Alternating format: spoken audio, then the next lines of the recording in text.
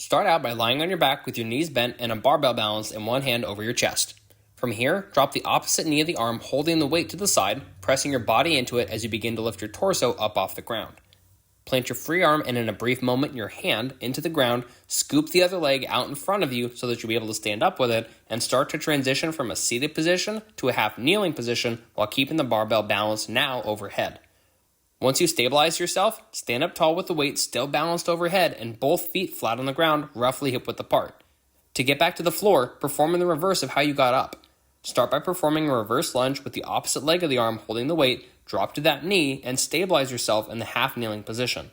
Post up on that same side hand, control the drop of you getting back to the floor on your butt, and then lie back down with your knees bent, all while maintaining the barbell balanced in an overhead, then into an over the chest position.